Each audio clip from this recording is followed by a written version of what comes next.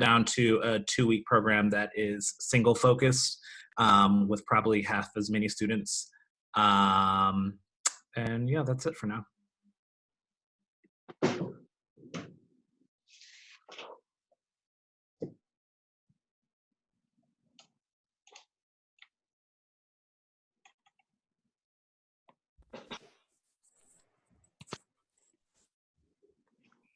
So if you guys want to follow along in the chat, you can see who's next.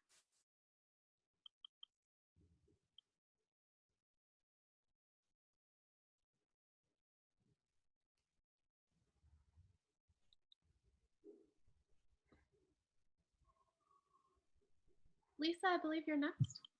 Yep. Okay. Hi, I'm Lisa DiLiberto. I am a new teaching artist with LEAP. I didn't realize that this was for people who already had organizations or were already teaching with teens. So I'm actually interested in doing that. So I'm here more as informational and gathering just that, seeing who's around and what people are doing. Hi everyone, I'm Darcy from the Met. I oversee family and teen programs. This summer, basically all of our summer programming has been canceled. Anything in person has been canceled. Our like summer camps for young people are not happening, but our teen programs, what we decided to do is our teen internship program, we moved to fall. And then instead of hosting what we would have normally done over the summer, we're going to just host like 3 workshops this summer, one for middle school, one for high school, and a career lab. And they're just like one-day events that we're thinking about doing instead of doing like a week-long program. But that hasn't really been put out there yet, so it's not posted on our website or anything yet. Hi everyone, my name is Amara Thomas and I'm the Petrie Fellow at MoMA working with Calder and teen programs. And as Calder said, are In the Making, which is our summer program, will possibly be pushed to the fall. Hi everyone, I'm Seema from Free Arts. We have 2 distinct programs. Our younger programs is not happening because it's bigger group gatherings. So we kind of reconfigured our programming to offer activity booklets and art supplies for a lot of our community partners. Our teen program has been like on steroids. It's the opposite, where all of our current programming has gone online. So we definitely are transitioned our portfolio development program for the summer that just launched. And our teen internship program is happening. We're figuring it out, but we're trying to do all virtual internships. So yeah, I'll stop there because there's a couple other things, but I feel like that's the top line for this group. Thanks. Hi everyone, I'm Isabella, the director of Teen Art Salon. We have transitioned to doing virtual programming 3 days a week. One of those is to our intermediate advanced students, the other 2 are to the public. And for the summer, we are hoping, since our studio is a very controlled environment, to do small groups with pre-existing students only. Hi everyone, I'm Shannon Murphy from the Noguchi Museum, and we are doing our summer Making Your Mark program, art making program for high school students online.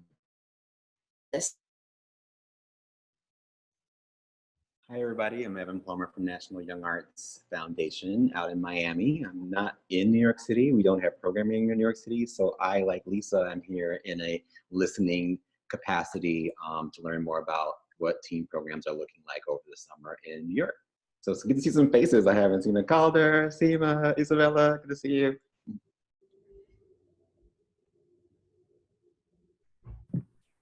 Hi everyone, I'm Caroline from the Paley Center for Media.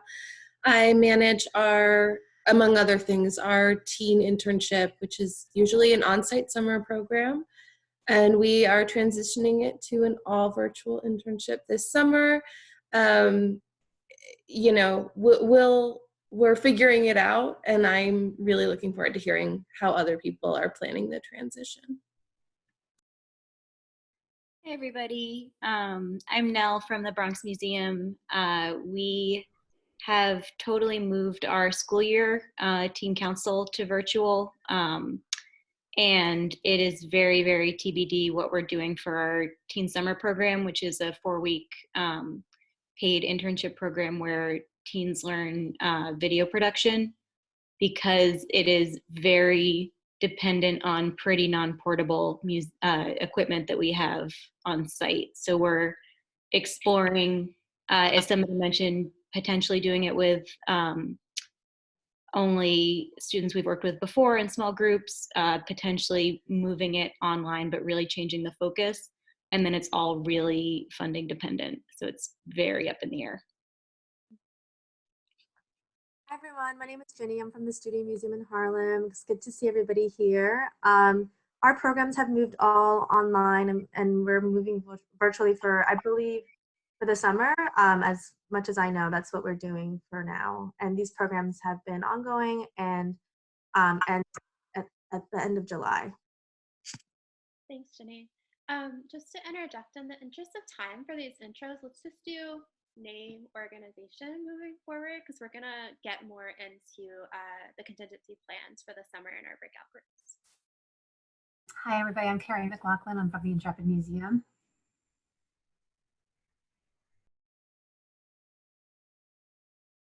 I think it's me. Hi, I'm Allison. I'm with Arts Connection Teen Programs. Hey folks, it's Richie from the New York Public Library. Hi, I'm Chelsea from Park Avenue Armory. It's really great to see everybody here. Hi, I'm Amanda from Arts Connection Teen Programs. Hi, I'm Jamie from the Jewish Museum.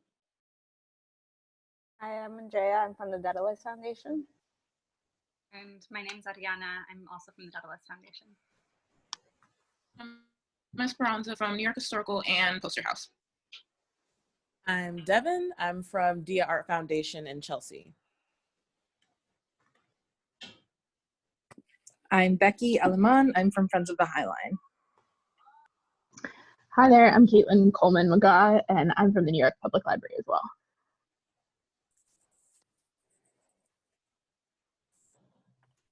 Sorry, I was muted. Hi, I'm Karina. I'm with Urban Glass. Hi, I'm Fatima, and I'm from the Queens Museum. Hi, I'm Sarah Needham. I'm from the Hill Art Foundation. Hi everyone, I'm Brianna from Arts Connection Teen Programs. Hi everyone, I'm Chantal. I'm one of the teaching artists for the Queen's Council on the Arts. Hi everybody, my name is Amanda Adams-Louis. I am the other teaching artist with Queen's Council on the Arts, and I also run the Q Teen Collective program.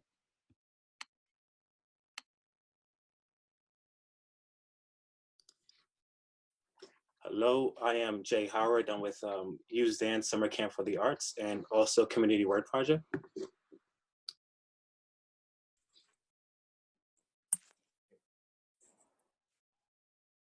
Hi, I'm Dion Thornton with Arts Connection, and I run Museum Connections. Hi, my name is Abby. I am the Youth Development Coordinator at the American Museum of Natural History, and I primarily work with the SALTS and MEEP internship programming there.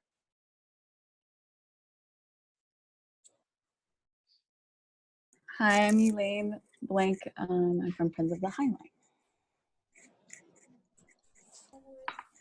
Hi, I'm Shay Salim from the Intrepid Museum Goals for Girls and Youth Leadership Institute programs. Hi, I'm Kamada. I am the Education Manager at the Queens Museum for schools, youth, and family programs. Thank you so much for that round of introductions, everyone. If we didn't get a chance to get to you, we're gonna get to know each other more in the breakout groups. It's exciting to see the leaders of so many teen programs throughout the city and beyond all on one Zoom call. So thank you for taking the time. I'm gonna go back to sharing my screen here in the spirit of transitioning. We have about 40 participants on this call. So for the next 30 minutes or so, till 2:50, I thought that we could transition into breakout groups.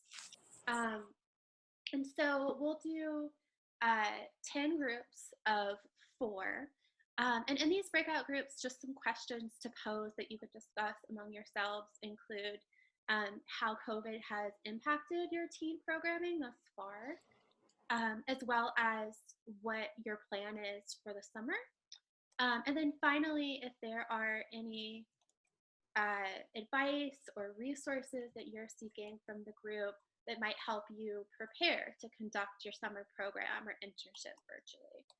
So for example, at Queens Council of the Arts, ours is a little bit to be determined in terms of structure. And so there are definitely things on our mind in terms of advice that we might be seeking from the group or resources that might be helpful in imagining that.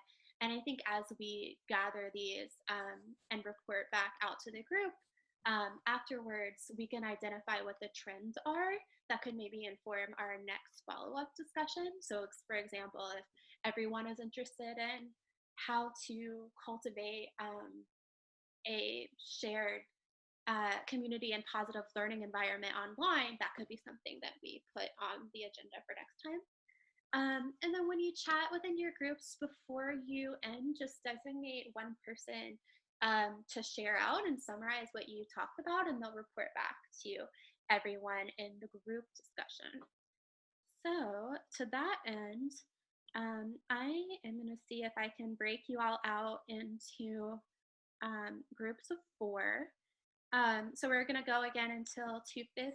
I'll give you maybe a 10, we'll do a 5 and a 1-minute warning in the chat, and then I'll also copy paste the questions that I post in the group chat so you all can reference them. You good? Okay. So here we go into the breakout rooms. So you're gonna all go in 10 different rooms for 4 participants per room. And then if you're not familiar with breakout groups, what's going to happen is you'll get a little notice on your screen to transition into your room of 4. And I will probably join one of the groups in a moment. So here we go.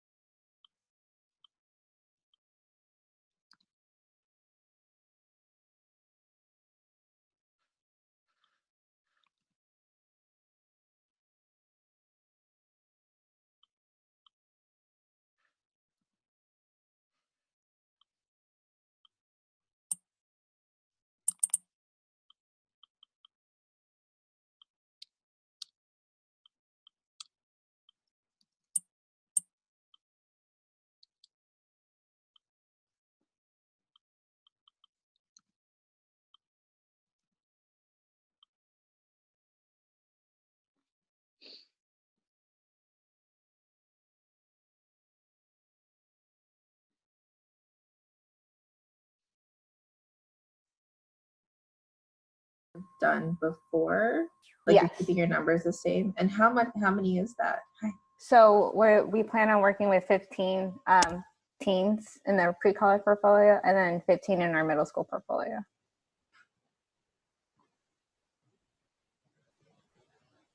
And I think the main reason we were able to budget all this is because we've canceled all our like baby programs, kid programs, and it's really sad. Got it. So it's like a reallocation of Yeah. what would have gone to the younger. Okay.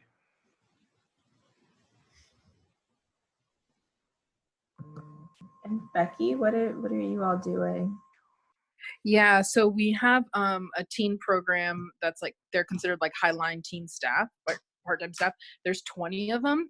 And so they usually start in February and they end in August. And so we're still continuing, and we've been meeting twice a week, and then that's just like our regular baseline kind of touch points.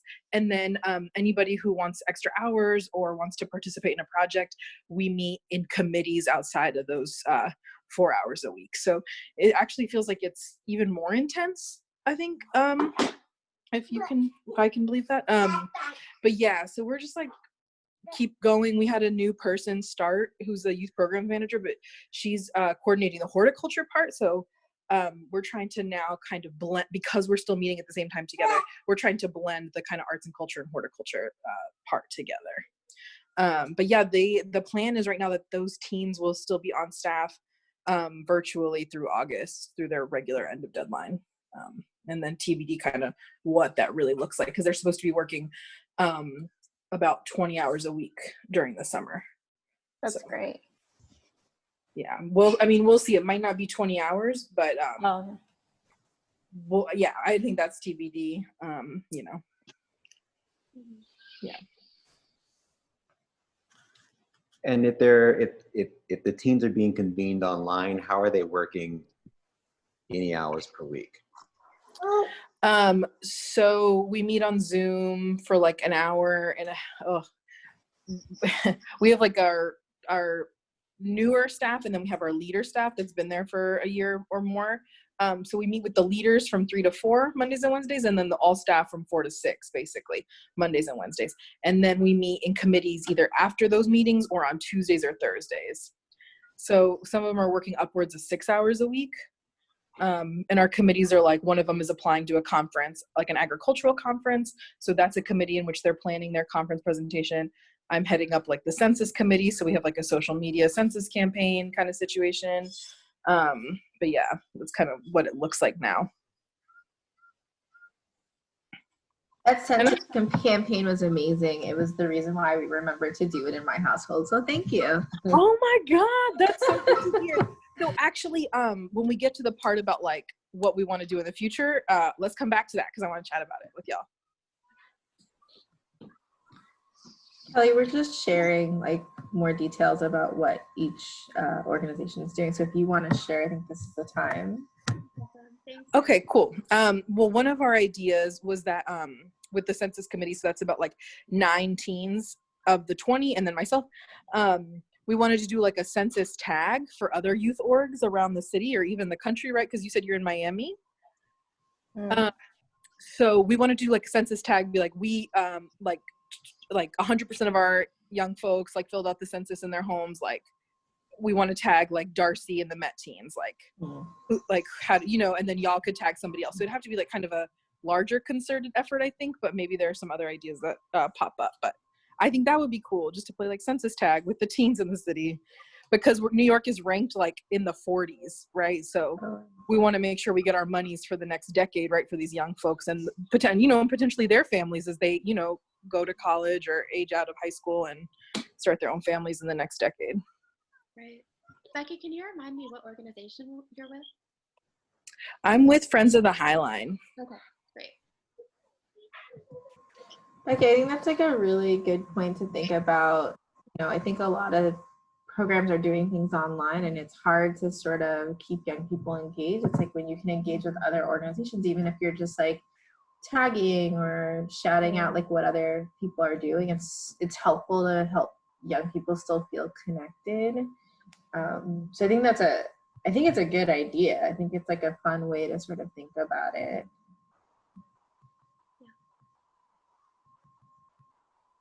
Oh, sorry, you're on mute again, Becky. Thank you, y'all. You know, it's rough out here. I'm so sorry. And I'm on my Happy Mother's Day, by the way. Thanks. Here we are. We're just like, oh, she's so cute. Thanks. We're matchy today. Yeah, I think I'll like send out an email soon. I'm gonna meet with the census committee this week, and maybe we can talk more about the details of how we think that could work. But that's good. Thank you for the reminder, Darcy, to share that.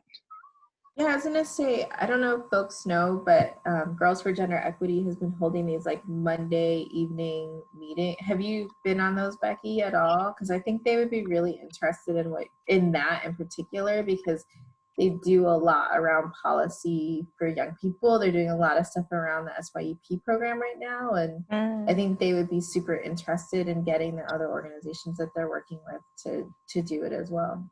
Yeah, I haven't been able to be a part of it because I'm mostly child caretaking right now, but I worked at GGE for 2 years. So those are your homies.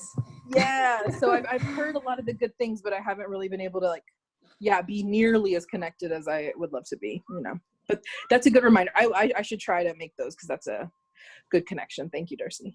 Yeah.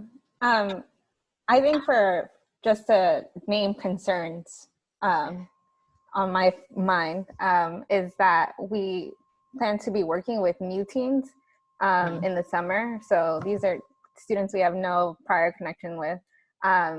So I'm curious to hear if anyone has already done that over the spring.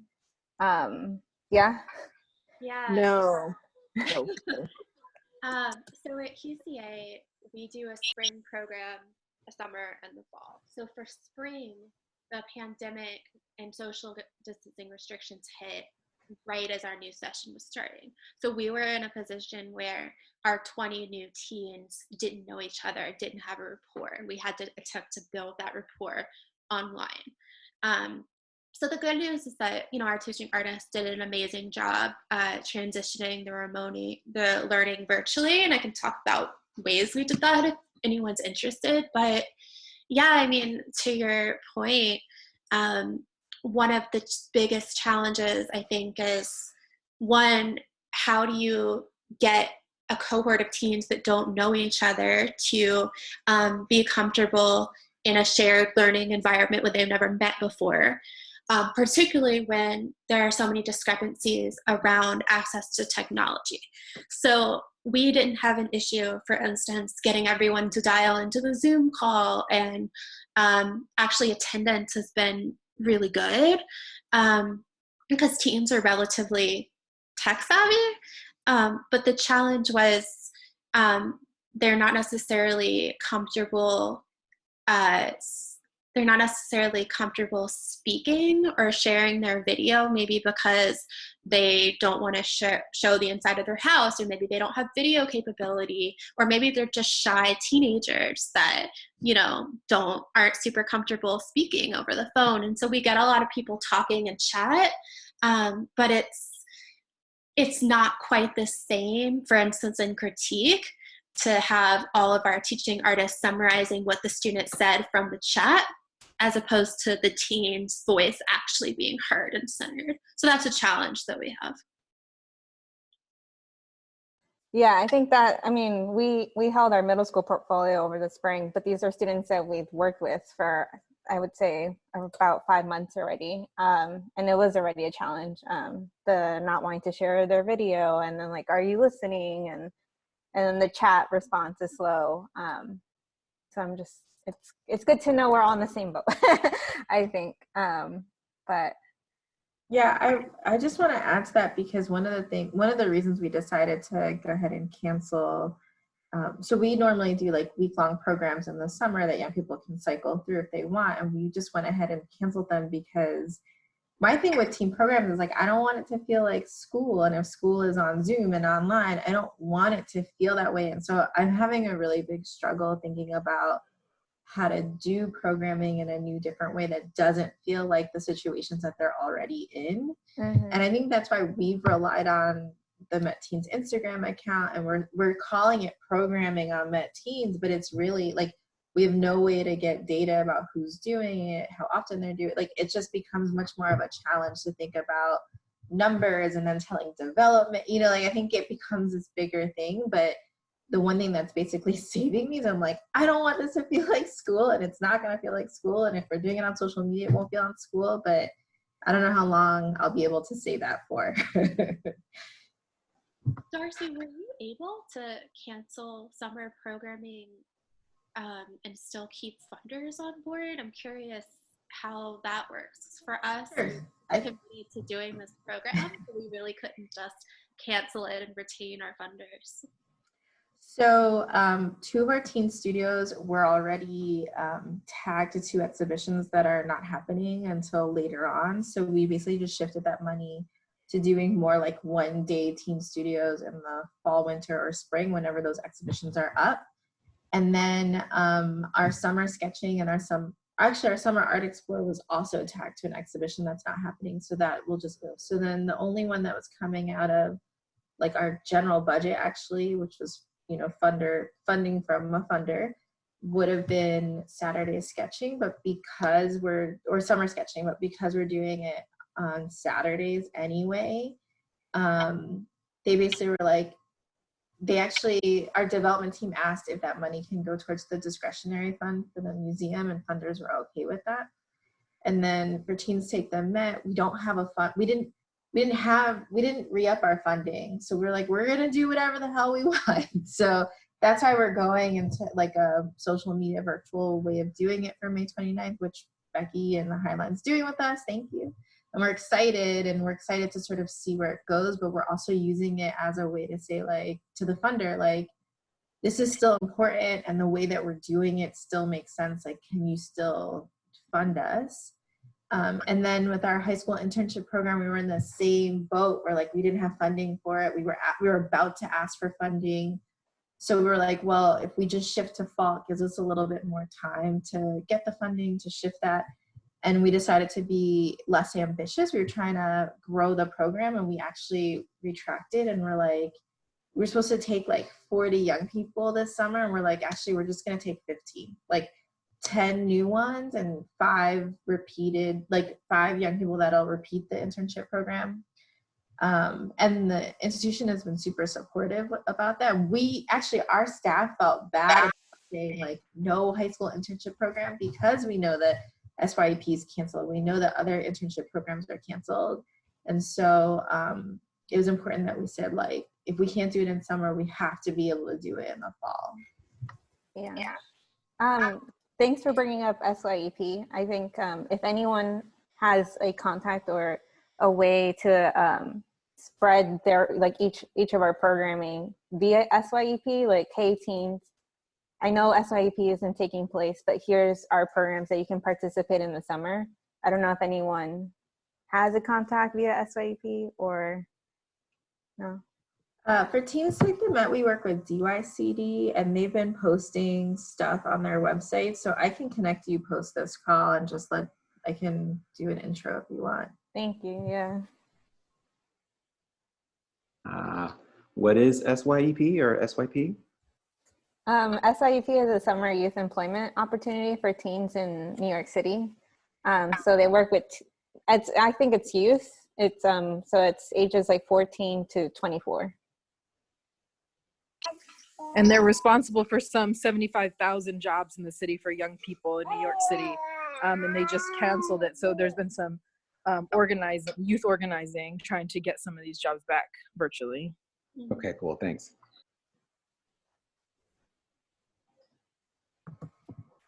I will say that's why I also felt bad that we canceled our programs, because I'm like, well, what are young people going to do this summer? But I'm glad to hear other folks are doing things. And we try to share things on the Met Teens account.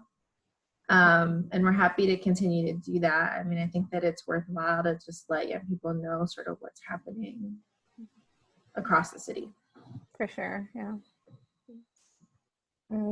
Did we hit all the questions? I'm sorry. I think we're just have that last one, like, which we're sort of moving towards what would be helpful to assist your plans for the summer. I think for me, it's just advice around 2 things. One, what I already talked about how to create a positive learning environment online and encourage students to participate in whatever way they can. But also, 2, how do you simulate an art making environment without requiring students be on Zoom forever? Like, are there strategies that work where students are making art together, you know, with their audio or their camera in the background and they're drawing? Things like that, I think would help think through how to do what is supposed to be an art making intensive online. So the summer is going to be more difficult for us because the spring is less hours, but the summer is really meant to be an intensive portfolio development program. And how we're going to do that online is still up in the air. Yeah, I think our programs are very similar. So far in the spring, we've checked in with our middle school students for 1 hour and really use that time to go over like skill building, shading and blending, and then break out the middle schoolers to go and try and do it for about 10 minutes. And there's a timer, and then come back and reconvene, and then we have to show each other. Again, it was that issue with the camera, turning it on, and then the audio. I imagine that's going to continue taking place in the summer, but in the summer right now, we've been talking to our teaching artists, and we're planning on doing 1 hour check-in like that, and then reconvening again at the end, or maybe reconvening at least 3 times, because our programs are usually 4 to 5 hours long. Oh, interesting. So it'll be like a Zoom check-in. Students turn their camera off, make art for a few hours, and then check in again during the same day. Yeah. That's an interesting idea. Okay.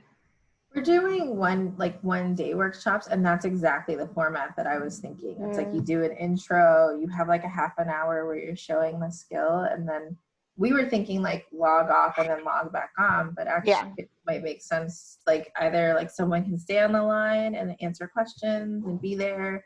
I'm actually teaching it, so I just need to think about this, and then be able to share. But I'm also wondering like the power of social media. Like, could you have a social media account where it's just the young people in the group and they're sharing their works on social media at the same time? Like that might, and if it's a private group, right, like they may feel more comfortable sharing in that way instead of sharing on the camera. But I don't know, this is really hard.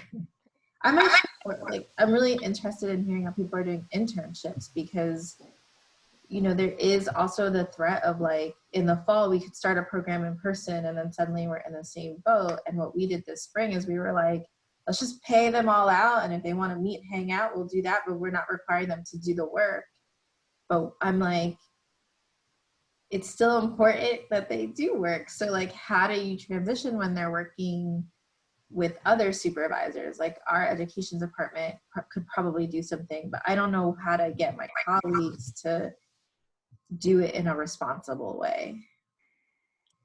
Yeah, and what's hard about that is, in addition to every teen having different access to technology, every teen has a unique home situation. Like we have some students that might be in a more stable situation that are bored and hungry for something to do and a way to engage with their passion during all this. Then we have other students that are so overwhelmed with additional burdens they're taking on at home that we don't want to give them more work to do and give them something else to do. So it's trying to navigate that as well.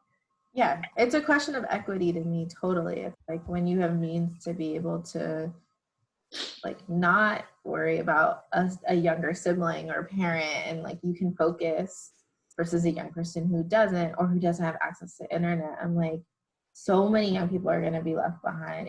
I think that's the hardest part for me to sort of wrap my brain around. Yeah, I think same. And again, we've always tried to work with that population. And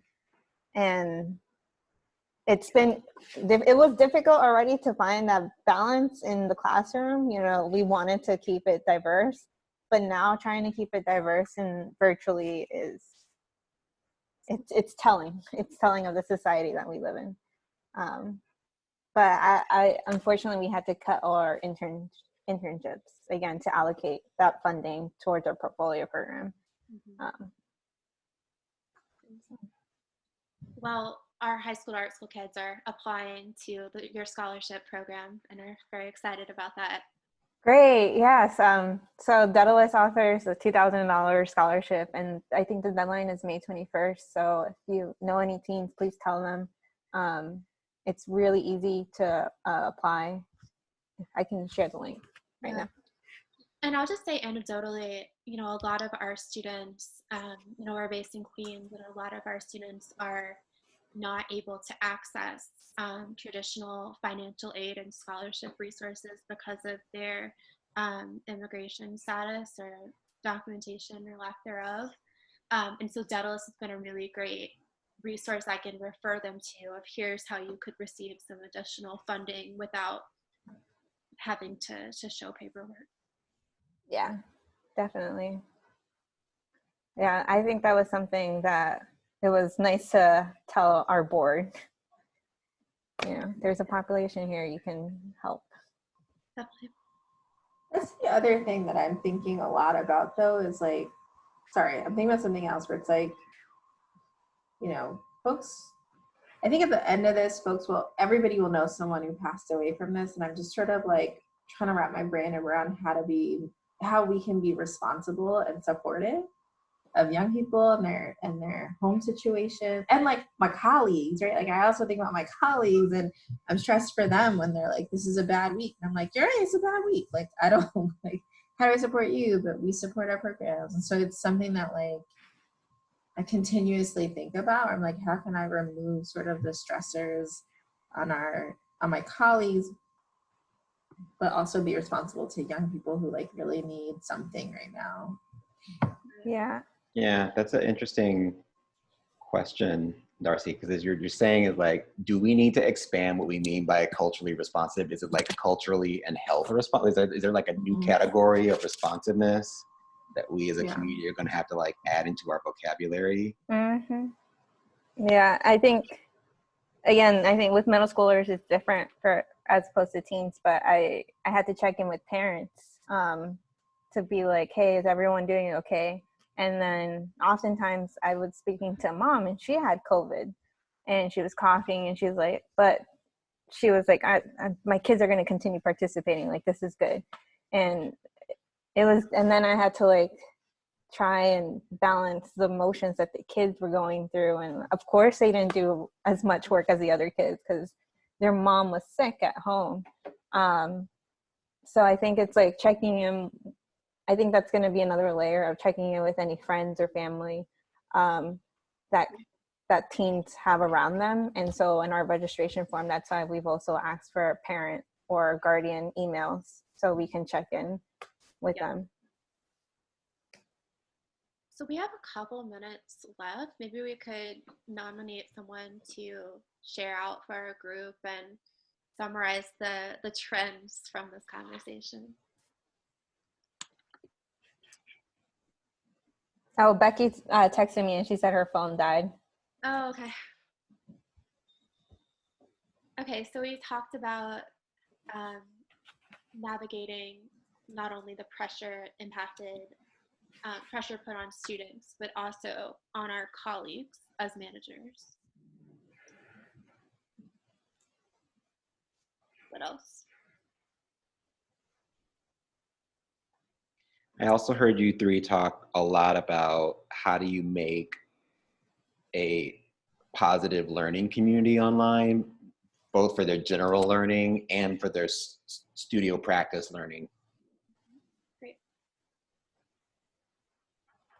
It sounds like you have some good notes there. And yeah, I was like, I wasn't taking notes, I was talking. Sorry.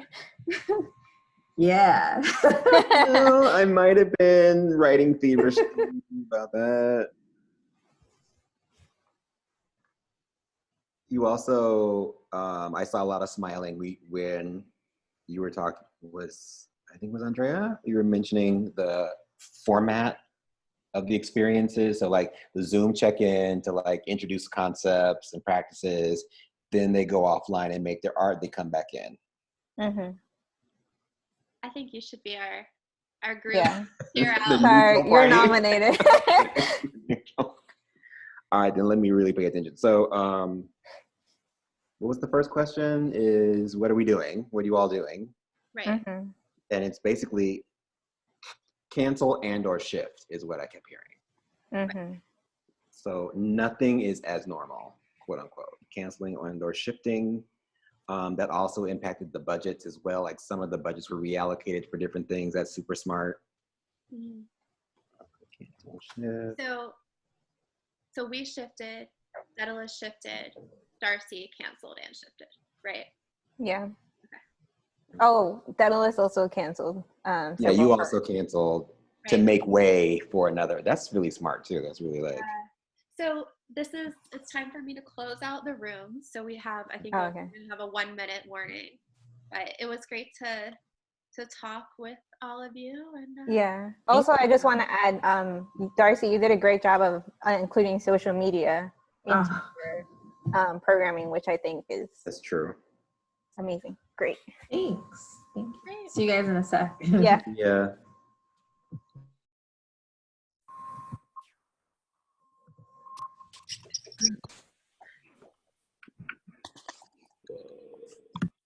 Our group needed to pick somebody to be the person who speaks out. We didn't get a chance to do that. Yeah, our group didn't either. Okay. So I choose you. No, not me.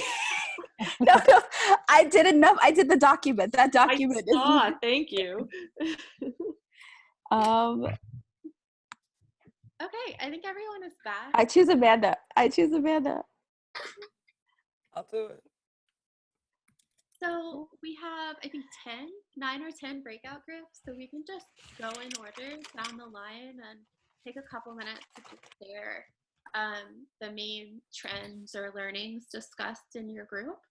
So do people know what your breakout number is? Okay, some do, some don't.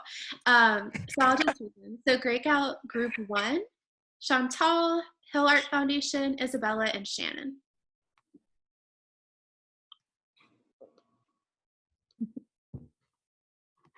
I you want us to just recap?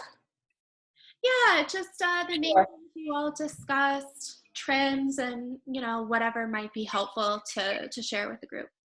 Okay. We discussed some of the things that we are doing already. We are, trying to be open to new ways of doing things. Making art, then sending everyone to make art seems good, but the other stuff that surrounded that orbit of talking about art, critiques, bringing in other artists, that's really hard to translate. Stipends are wonderful for students, but they don't keep everyone totally engaged. How can we find new students? Maybe not new students, maybe students who are alumni would be better to focus on. What will the future bring in regards to getting together? Like, can we do a little bit of that in some small spaces? I'll see if anybody else from my group wants to jump in. What? I think you covered most of what we talked about. Thanks, Shannon. Great, thank you so much for that. Breakout group number 2, Brianna, Calder, Jay, and Riki. Forgive me if I mispronounced your name.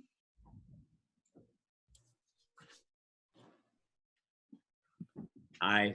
So we're from a pretty broad selection of organizations. We had the New York Public Library, USTAN Summer Camp, Arts Connection, and then MoMA. But there was some overlap. I mean, we were all kind of caught off guard about what was happening in the spring season. So like I said, MoMA pivoted to keeping engaged with the same group of young people and then trying to pivot their experience to an online framework. Some parts of that have worked really well, some parts haven't. We also talked about programs that have been just canceled completely, or that because of how they were run, whether it was involving a bunch of young people being in the same space together, may not get set up. We also are looking at budgets for next year, which have been pretty decimated across the board. It feels like, even from public institutions to private. One of the things that we were very different in is for MoMA, we're just gonna not do anything for the summer in terms of teen programming. We're gonna sit, we're gonna contemplate, we're gonna plan. And if we do start something up from scratch, it'll be in the fall. So we're kind of just pushing things backwards. Other people, especially like summer camps, don't have that option. They have to figure out how to plan something. Will they be open? They still don't know. So what Jay was saying about the USTAN summer camp, they may be online, they may be in person, but the one thing they do know is they're not going to try and do both, which we thought was really thoughtful. They're not going to do online and in person. They're going to commit to one of those models and just see it out. So that was great to kind of hear. And then finally, I mean, we just talked a lot about the mindset of the young people we're still engaging with, the trauma they've been through, the sadness, the loss, everything that they're kind of dealing with that was completely unexpected, and that we're trying to find space for them to work through with us, recognizing that maybe the arts isn't the number one thing that they're meeting with us each week anymore. They're now meeting for community, or they're meeting to have kind of a mini therapy session or share their experiences. So trying to give them space where their voices can be amplified. Like right now at MoMA, we're working on this kind of public access TV show for half of the teens. Another half of the teens are working on this radio show. The point isn't to like learn anything about a TV show or a radio show, is to amplify what they're going through and feel like they get some sort of public voice, because young people are not getting a chance to like be on TV right now talking about what their experiences, you know, all these other sorts of things that they're dealing with. So, you know, I don't know if anyone else in the group wants to jump in, but it was a great conversation and lots of different ideas came out of it. Yeah, I did want to add from the library's perspective as well, since we do work with a lot of people in this organization, like to facilitate space and stuff.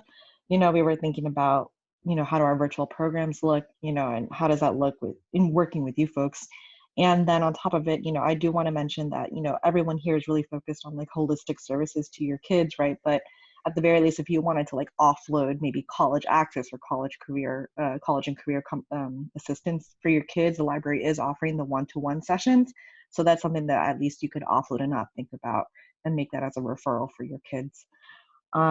You know, and definitely doubling down on what Calder said, we were thinking really about our youth's feelings. And it's like, they don't always want to produce at this time for production's sake, you know, so it's really important to keep that in mind for us.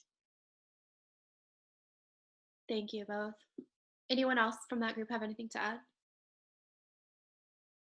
Thanks. Yeah, we had a similar conversation around how some institutions have the luxury of canceling or postponing programming based on the funding streams, whereas others are in situations where they need to have programming this summer in some capacity to maintain their funding.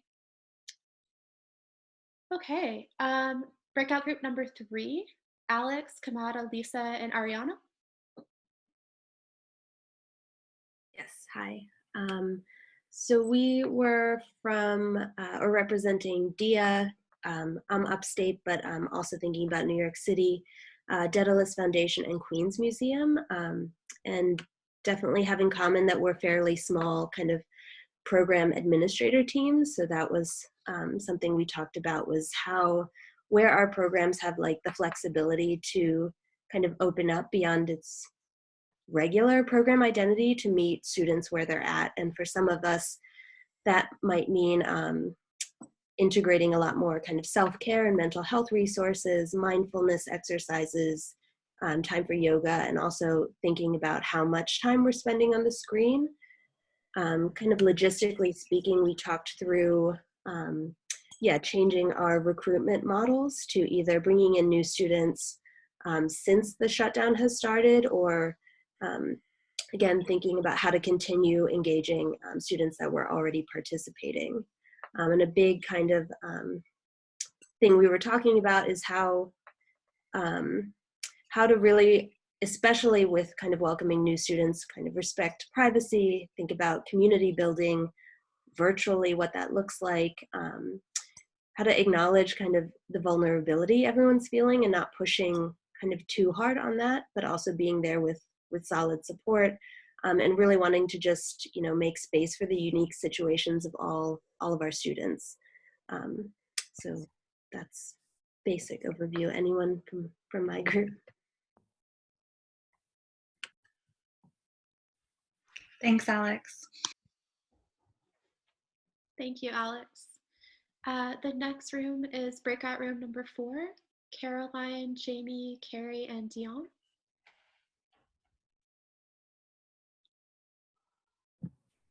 So I think that some of our members maybe had to jump off.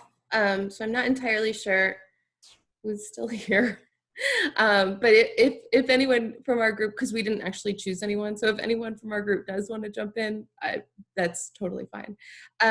But we talked about a lot of the same things that everyone seems to be talking about building community and access to technology, and equity in that way. And I think, there was a lot of just figuring out what everyone is doing, and where everyone is at with their programming took a bit of time. But I think something really useful that we talked about, that I think, bringing to the group would be helpful for everyone is we talked about using surveys to just get a sense of what people have access to, what people what teens are looking for. Because we also talked about how even though teens are looking for something to do, there's also, it seems like more than ever, these online opportunities and helping them figure out what they want to spend their time on and what they want to commit to. So yeah, any other group members, please feel free to jump in if I missed anything. But we talked about a lot of the same stuff that everyone else seems to be. Yeah, I need to go real quick after this because I'm actually waiting for my host to start their other meeting. But yeah, Christine, I think I'm sorry, Caroline. I think that you got it right. You hit it right on the nose. I mean, yeah, I think that the one thing that Shay and I had, Salim and I had learned about from one of our wonderful contacts is, definitely putting out that survey to parents to find out what it is that what they have the capacity to doing, and then also just thinking about, again, that fatigue and what that looks like on the regular and how much, funders, we're just trying to make sure at the Intrepid Museum that we're trying to replicate our program as best as we can during the summer, but also realizing that fatigue is there and not everybody's going to be on a program for the computer for 6 hours. So just finding that happy balance and talking to your funders, if you have people who are funding your program, to talk about realistic capacity for you as well as for your students to be able to accomplish programming and what that looks like depending on what the synchronous and asynchronous time period is going to be. So thanks, Caroline. Great, thank you all. For those of you that have to leave, we are scheduling a follow-up call for May 28th, I believe. Is that right, Karen? Yeah, but we should talk about exactly what that's going to be. Yeah, we're going to talk about that a little bit later. But for those of you who have to leave, I just wanted to flag that you'll receive an invite to participate in that, tentatively scheduled for Thursday, May 28th from, I believe, 10 to 12. Before we move on, I was in the last group and I just wanted to bring up one other thing that we touched on that I think is important for everybody to also consider, is the fact that for a lot of us, we're not quite sure how we're working, when we're working again, or what, like, our time frame. It came out in our group that some of us are just now starting to work again. But we are, after 8 weeks with an SBA loan, we may not be working, and we don't know what that future is going to look like. So how do we plan for that kind of those types of issues, those types of breaks in our own work schedules without disrupting the community that we're trying to create by going to all of this remote learning and digital virtual programming? Got it. Thanks, Gian. Our next breakout group is number 5, Abby, Alex, Amanda, and Marcus, who I believe had to step out. Hi, everybody. As nominated as a group speaker. So we are representing the Natural History Museum, Opening Act, Wave Hill, and I work at Queens Council on the Arts and the Q Art Foundation. Trends and takeaways from our group are: how do we maintain or repair relationships with youth because they might have been broken through program closures, program pauses, or delays? Those that are still in programming, how do we continue to maintain and engage youth on an interpersonal level so that they understand that we care about them?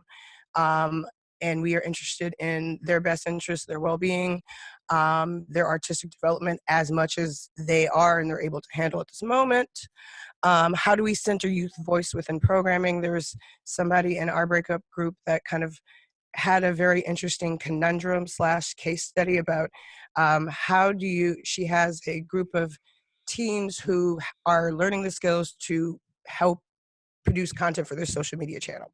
But the kind of higher up executive level administration is a bit hesitant to engage and work with the youth in this way. So how do you advocate for your youth to be centered to the upper level executive team that is in charge of managing your programming?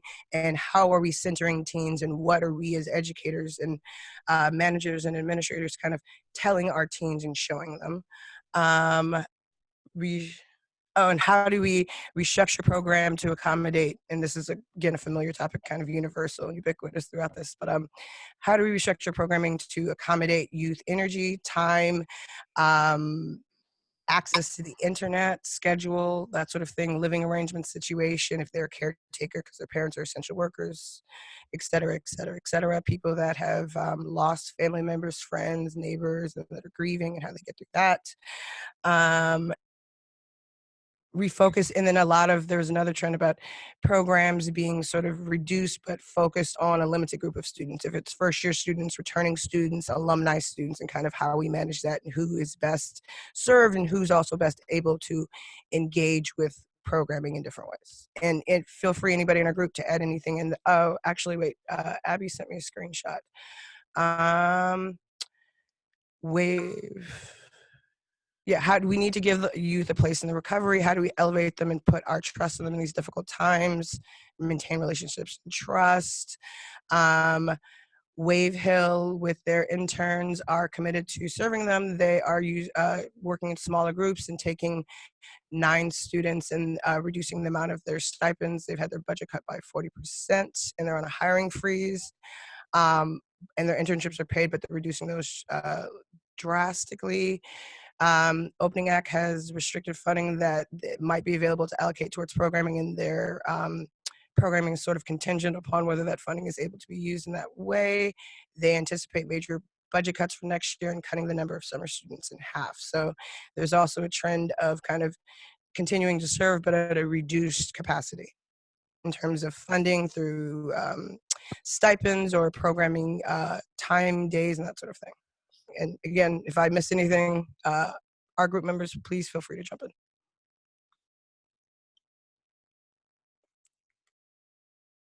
I just clapped for you. You did a great job. Thanks, Amanda. Yeah, we're definitely hearing some reoccurring trends, for instance, around reconceptualizing recruitment policies, as well as how to facilitate a positive learning environment online. Okay, so we'll move on to the next breakout room. And I think moving forward, you can just focus on anything that hasn't already been covered by previous groups, or just, reiterate the similar trend that's been established. So the next breakout room is number 6. Do you know who you are? So that is Allison, Devin, Esperanza, and Fatima. Cool. Hi, everyone. Yeah, what we discussed was really similar to what everyone else has discussed. We had a conversation about attendance and retention and what that looks like in this virtual space. We talked about ways in which we can check in on the mental health of the young people that are coming into our programs and what that looks like. Strategies for making our programs as engaging and lively and community oriented, even from behind a screen. And thinking about ways we can offer variety, especially if our programs really rely on that, not one-on-one, but that in-person experience. And also thinking about other options other than Zoom, thinking about platforms that the teens are already using, like TikTok and that sort of thing. What else? We talked about access and technology, and also brought up a question of if programs are centered in a specific place in the city, like thinking about young people who maybe, if it were in person, wouldn't be coming to your space because of the barrier of a commute, and to thinking about pockets of young people that may be interested in programming without that barrier. So thinking about that in terms of outreach, and then also had conversations about finances and funding, and that sort of thing. And also just trying to make sure that the work doesn't feel like school, since most of our young people are on Zoom for school as well. So how do we, make that as engaging as possible? If I missed anything, teammates, feel free to share. We also brought up just one other thing of and Allison, you touched on it, but just to further take this further, what other institutions are doing when it comes to accessibility with technology. If our funds are already cut in certain ways, how are we compensating for that by providing the youth with some sort of technology or some understanding of them not having that technology, and like just accommodating in those ways. So still being there for them and still knowing that we can be there for them, but we all do have a barrier when it comes to finances and like getting technology out there. Thank you. Well said. Moving on to the next room, number 7. That was with Chelsea, Elaine, Karina, and Nell. Hi. So our group represented folks from the Armory, Bronx Museum, Highline, and Urban Glass. Something that was mentioned was all of these institutions, except for Urban Glass just yet, have made the transition to online or virtual learning, but in the process of continually reassessing how to give the most engaging programming to young people, something that everyone has come up against is the struggle of not necessarily being able to assume that everyone has the same kind of access to a computer or to internet, or even just to like the space and time to participate in these programs. So that's something. Another thing that we talked about is like for Urban Glass specifically, we have our programming is very much hands-on based and kind of tethered to the studio and to the equipment there. So for institutions like that, something that Elaine suggested was that perhaps we can focus on virtual programming that sort of introduces some kind of theory about the fundamentals that are integral to that programming as a sort of like step or like foundation for the future, just to get people introduced and kind of started, as not necessarily a placeholder, but just something, some way to start the program before we are able to move back into in-person programs. Another thing that we touched on is the possibility of in-person outdoor programming, which is not possible for everyone, but wherever it is, that might be sort of a good in-between transition, but it would have to be very much neighborhood-based, because then you come up against the issue that some other folks have mentioned, which is transportation, or just like the commute of getting there poses a great number of risks. So there's that. And something that Nell wanted to put out into the group, she had to jump off of the meeting, but at the Bronx Museum, their internship program pays all of the participants a stipend to participate. And something that she was struggling with was just figuring out how to continue to pay young people and give them, like, tax them the least, but still have it be like legal. So just some questions about that, and Chelsea recommended checking out the blog called Ask a Manager, which I haven't heard of, but seems like a good resource for just all of these kinds of questions that don't necessarily center on youth programming, but that might be applicable. Great. Yeah, Chelsea, if you want to add anything. Cool. Nope, that was great. Thanks. Okay. Great. In the interest of time, let's move along. Number 9, that was with Ginny, Shay, Amara, and Coleman. Thank you. Yeah, so we represent MoMA, Intrepid, the Studio Museum, and the New York Public Library. And we've definitely echoed a lot of the sentiments that the things that have been most helpful are flexibility, over communicating with our teens and with our staff, and like everyone is saying, having that empathy and just making a lot of space for what everyone's going through. One of the challenges we talked about was keeping that space for yourself when we're in such a strange time. And some of the resources we found super helpful were some of the free software online that is kind of an in-between for the programs that do require a lot of physical hardware and technology, and using the families and teens themselves as a resource to really communicate what they need and trying to react to that. But everything else everyone was saying were very real struggles too. So I'm just gonna leave it at that and keep it short. Thank you. Number 10, Karen, Nick, Seema, and Gesta. We didn't really select somebody. Is anybody else left from that group? Amanda and Nick, do you want me to go, or do you guys feel like you want to? You want to go and then we can chip in? Yeah, sure. Since we're last, we will, I think the thing that, we spoke about a lot of what's already been covered. The thing that I'm not sure I heard as much was that we also talked about this as an opportunity for young people to get engaged in advocacy.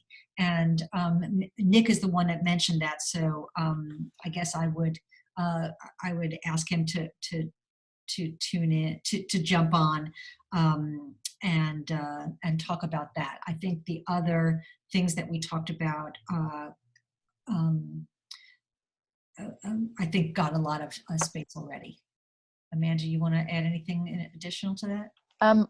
Well, it was interesting because we were like American Museum of Natural History, Free Arts and Arts Connection. All of us have had very different experiences, like whether it's like increase in programming for a very small staff or drastic cuts in programming or being furloughed and just coming back. And one thing I noticed in the people who are continuing programming is check-ins, office hours, drop-in art programs, so that like maybe changing your, so to the teens who need connection, who are asking for connection, to have that way that there could be open hours, office hours. I thought that was a great idea. Yeah, and advocacy. I'd just like to add that the New York City Arts and Education Roundtable has a meeting on Thursday at 10:30 about advocacy. So you can go to their website and there's going to, because there's a through line in major issues with public and private funding. That was Nick there to talk about the question about advocacy? I don't know if he's still here. I'm just like, it's really helpful to hear from other people and to connect as a community. I'm so glad. I know it's difficult sometimes with so many people over Zoom, but I really appreciate everyone's contributions. We actually, I think, have one more group, which happened to be the one that I was a part of. If our representative wants to add a couple more points. Sure. I was in the group with Queen Council of the Arts, the Friends of the High Line, Daedalus Foundation, and the Met. And everything's been mentioned already, but two things that we talked about is that like what's happening to the programming. So there are cases where programming has been canceled, is shifting to online, or is shifting to another part of the calendar year. And in those shifts, there's some reallocation of some money as well, which I think is really smart. The other thing too that was mentioned was like the structure of online programming, because you're right, you're not gonna have kids online for like 8 hours a day, right? So one thing that Daedalus Foundation does is that its programming will introduce a concept or a practice for a short amount of time on Zoom or online, and they go offline. Students go into their own arts making moments at their own homes, and then they reconvene later on that day to share what was made. And that was it. I have a question. Can I ask a question about that? What are folks doing in regard to art supplies? Because typically they would come to the site and they would have art supplies there. Has anybody come up with anything really creative around that? I actually think our teaching artist, I had the same question, and our teaching artist, Amanda, had a really great idea around this. Amanda, if you want to share. Amazon pickup points in their neighborhoods. Amazon usually, it is complicated administratively to sort of, because you'd have to do separate orders for each student or group of students that live in a particular neighborhood. But for supplies that are obviously sized to fit within the Amazon storage containers, or there are shipping points like bodegas and different like coffee shops and restaurants that are still open that allow you to ship goods to them. They hold them, and then the young people can come in and present an ID and then pick up the goods. And that's a way to get supplies to them so that they will have to leave their houses, but they won't have to leave their neighborhoods or get on public transportation. Great. And then worst case scenario, if they don't have a mask, send them a mask and gloves so they can go and pick up what they need to pick up. Thank you.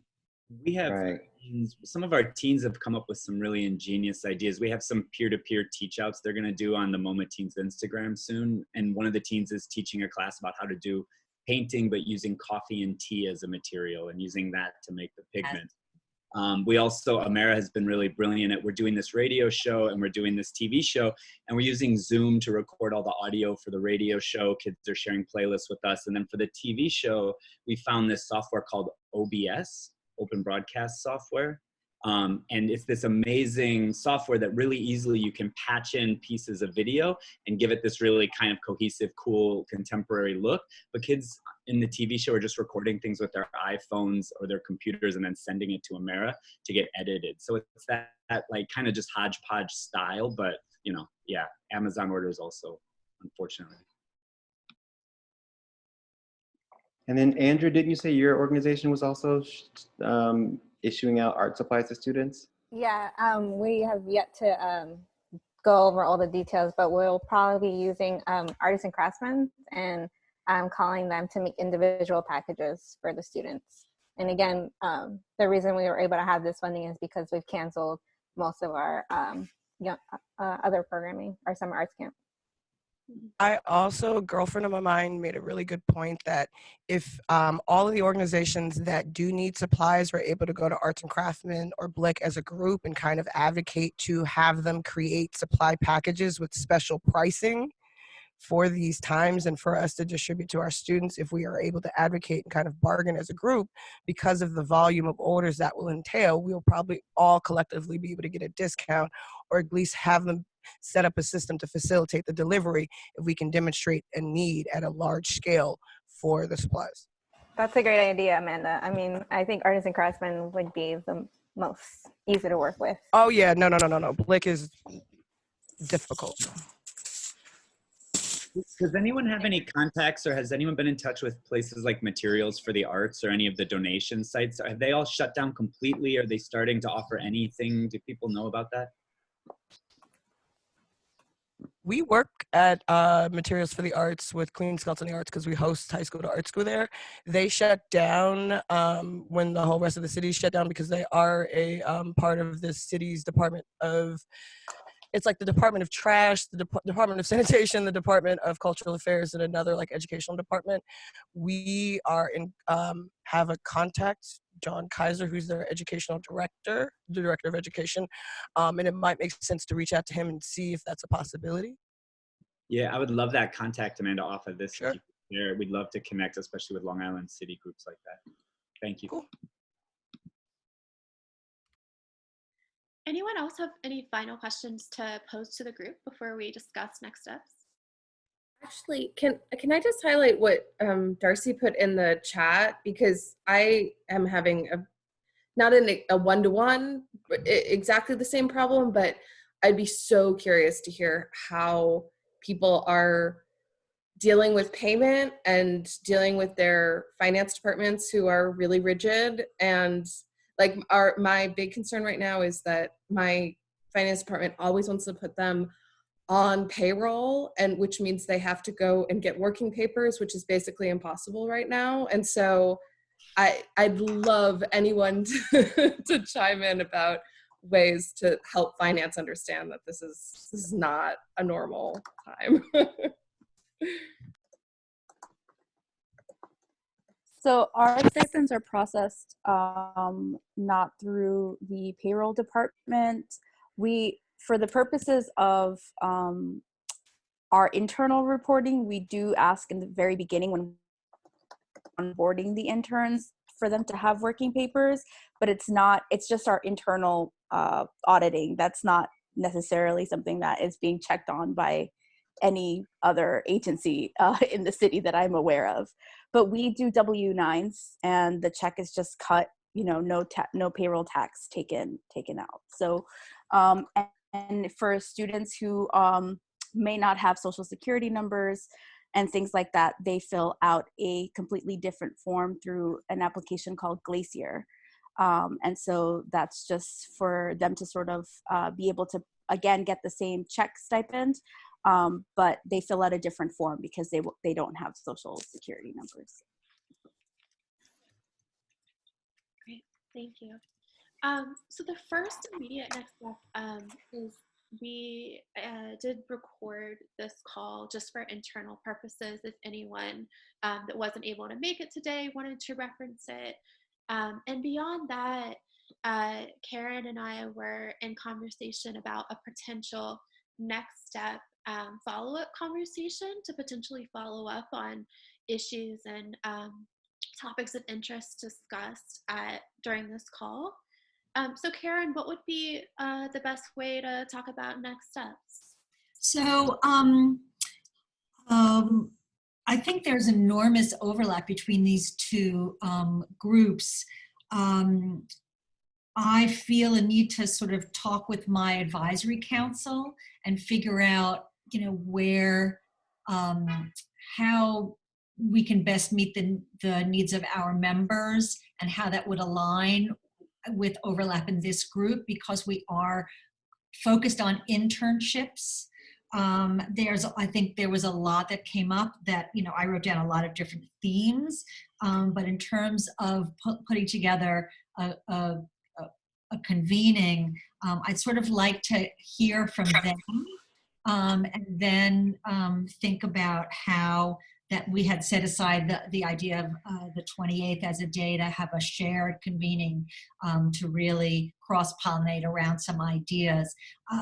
I guess my instinct from how I think about meeting the needs of my members is to try and have that be sort of focused on a couple key topics. This was a really great opportunity to hear a lot of issues on, there's so many of them.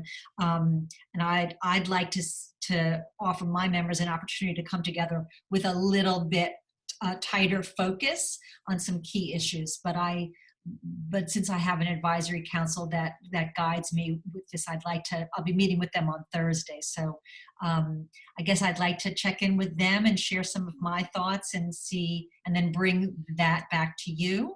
And does that sound like a good next step? That sounds good to me. Yeah, would it be helpful if we came up with maybe 3 potential focus topics now as a group that the teen programmers might be interested in exploring in a more in-depth capacity?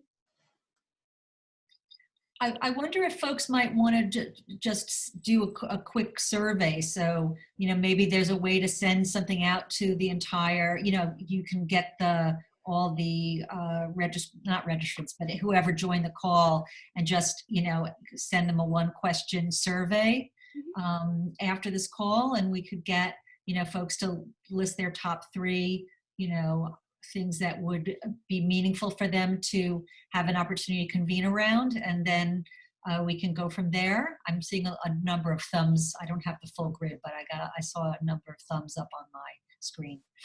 Yeah, I think that sounds great. And then, maybe one of those topics is addressed with your group, and maybe the teen programmers elects to do another virtual follow-up meeting around another one, depending on what the survey results look like.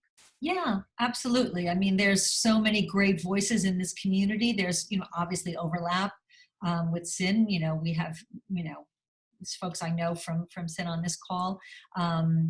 but let's definitely, the more voices, the more experiences, the more everybody gains, from having opportunities to convene and cross-pollinate. So yeah, I think let's do that.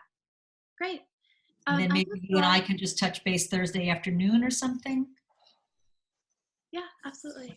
I just saw a hand raise. I don't know if that was from just now.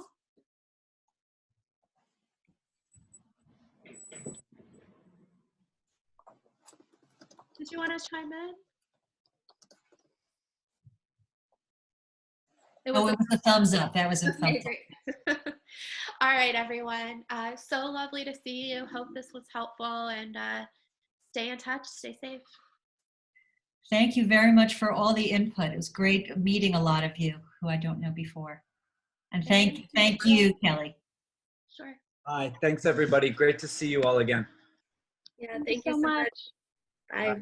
Bye-bye.